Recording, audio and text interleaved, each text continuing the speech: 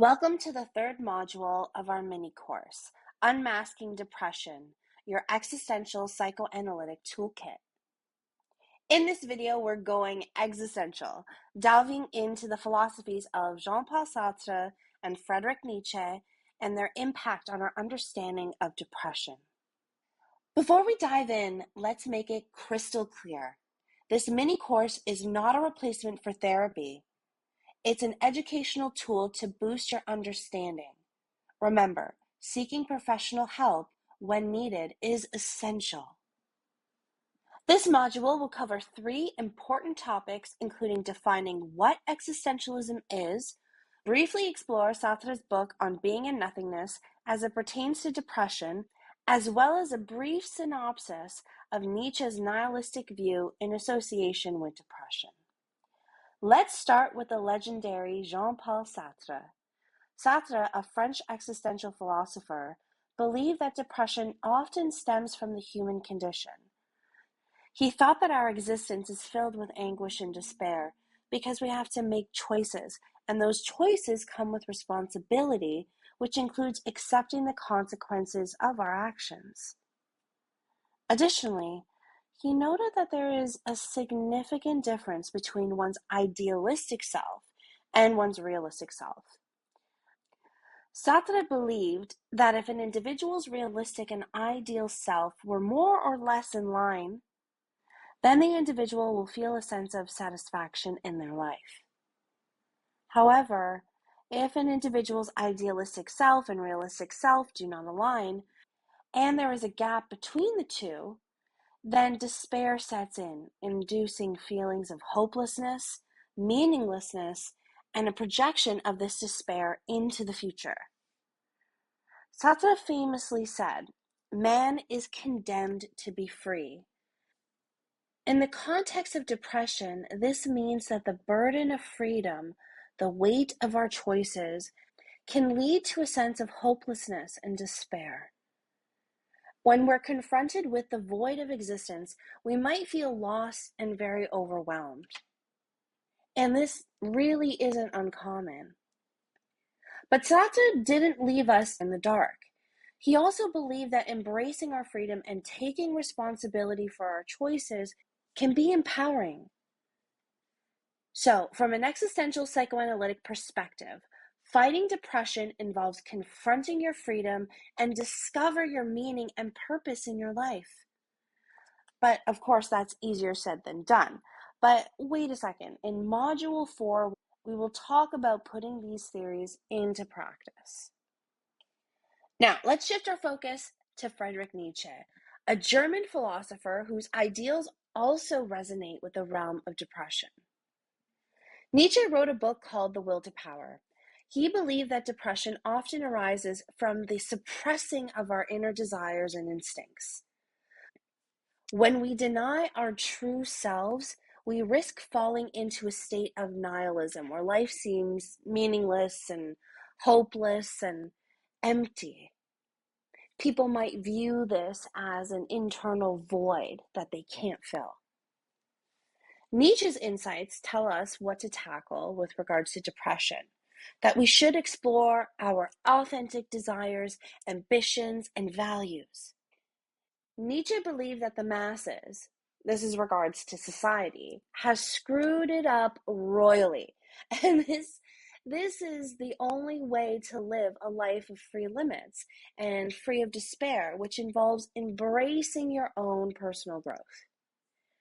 In order to find your genuine sense of self and live a life free from burden involves diving into the depths of your mind in order to face those inner demons, which Nietzsche described, can help you grow and become what he labeled, quote unquote, the Superman. It is only when we live a life of authenticity that we can truly understand our place in the world. Before we begin to really understand what Sartre and Nietzsche were talking about, it's important to understand what existentialism is. So, what exactly is existentialism? Well, existentialism is a philosophical movement that emerged in the 19th and 20th centuries. At its core, it is about diving deep into the human experience, examining the fundamental questions of existence and individuality. Existentialism challenges us to confront the stark realities of our existence. It's like looking into a philosophical mirror and asking, who am I?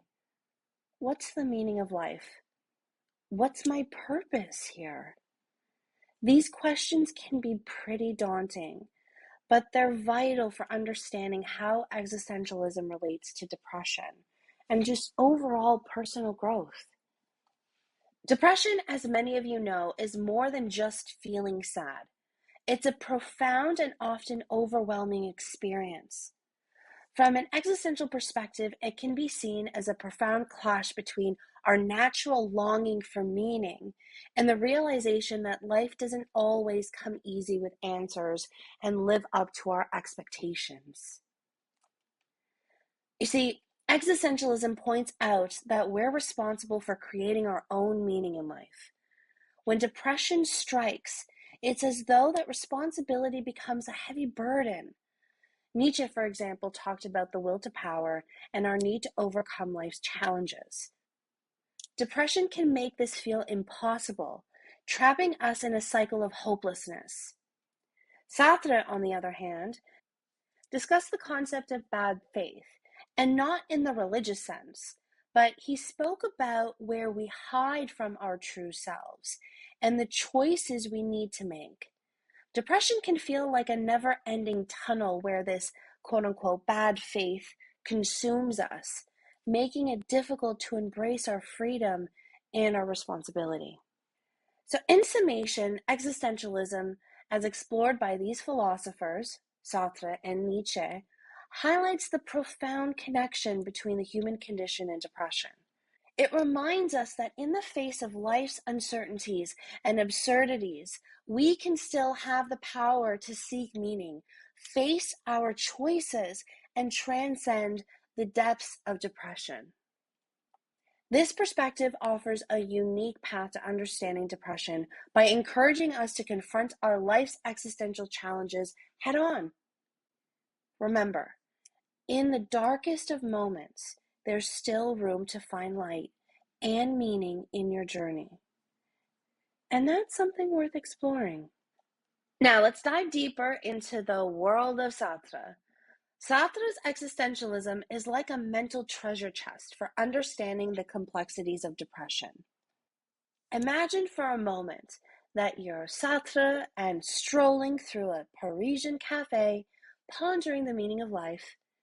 In his work, Being in Nothingness, he explores the idea that we are condemned to be free, which means we have the freedom to choose our own path in life. This freedom, while liberating, can also be downright intimidating, and this is where depression can often creep in.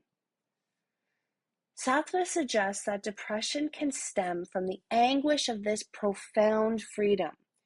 When we face life's uncertainties and the responsibility of making our own choices, it can become extremely overwhelming. That overwhelming feeling can manifest as existential despair. But here's the twist. Sartre offers a silver lining. He believes that embracing our authentic existence, owning our choices, and accepting the weight of our freedom can be the key to really fighting depression. Instead of running away from the darkness, Sartre encourages us to confront it head on, turning it into a powerful tool for self-discovery and personal growth. By facing the abyss of our own existence, Sartre argues that we can find purpose and create meaning in a seemingly meaningless world.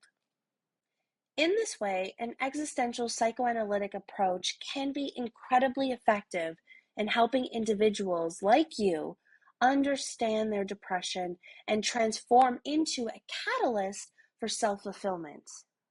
So in summation, Sartre's existentialism teaches us that depression can be a byproduct of the overwhelming freedom to choose our own path in life. But through introspection and the courage to confront our existential despair, we can ultimately find the strength to fight depression and live a more meaningful and authentic life. I hope you found this insight into Sartre's philosophy and its connection to depression both informative, intriguing, and helpful. Remember, in this world of existential psychoanalytic exploration, the darkness of depression can be a stepping stone to a brighter and more fulfilling existence. Now let's talk about Nietzsche. Nietzsche, a German thinker, was all about breaking free from conventional norms and seeking personal authenticity. He famously proclaimed, quote, "God is dead," unquote, and questioned the traditional values and beliefs that had governed Western thought for centuries. This declaration wasn't about atheism. It was about the collapse of the overreaching moral system, leaving a void that could potentially contribute to issues like depression. Nietzsche also delved into the concept of nihilism, a belief that life lacks inherent meaning or value. Now you might be thinking, in what ways does this relate to depression? Well, here's the connection. When individuals start to feel that their lives lack purpose or meaning, it can lead to feelings of despair and hopelessness, which are symptoms associated with depression, as we outlined in Module 1 when we talked about the Diagnostic Statistical Manual and the diagnosis of MDD. Nietzsche's existential philosophy offers an intriguing solution to this dilemma. He introduced the concept of the will to power. This is the idea that individuals can find their own sense of meaning by harnessing their inner strength and creativity, rather than relying on external social values. In other words, it's about empowering yourself to create your own sense of purpose. I wonder where we heard that before. Maybe from Sartre? Now think about this in the context of depression. Nietzsche believed that individuals trapped in the throes of depression could escape their despair by finding their own will to power. By rekindling their sense of purpose and asserting their own values, they could overcome the nihilistic void that often accompanies depression. So to sum it up, Nietzsche's existentialism is like a philosophical flashlight that helps us explore the dark corners of our mind. It challenges us to embrace our own power to create meaning in life, and in doing so, potentially alleviating the heavy burden of depression. Remember, depression is a complex and deeply personal experience, but Nietzsche's philosophy offers a thought-provoking perspective on how to navigate the labyrinth of existential despair and what to do to live an enriched life. So here, take a few moments to reflect and write down what you're thinking, what you're feeling, what your hopes are, what your dreams are, what they were as a kid, what they are now. Start really diving into the depths, not only of the despair, but dive into the hope.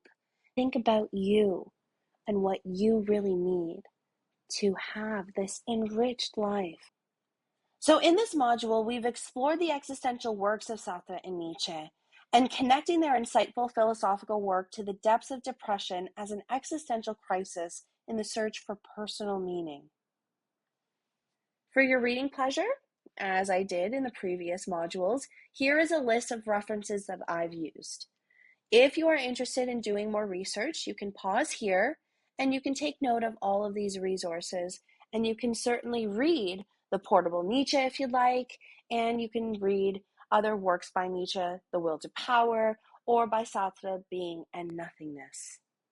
You have now completed the third module. Congratulations! You are now educated on the fundamental existential philosophies outlined by Jean-Paul Sartre and Friedrich Nietzsche. Thank you for participating.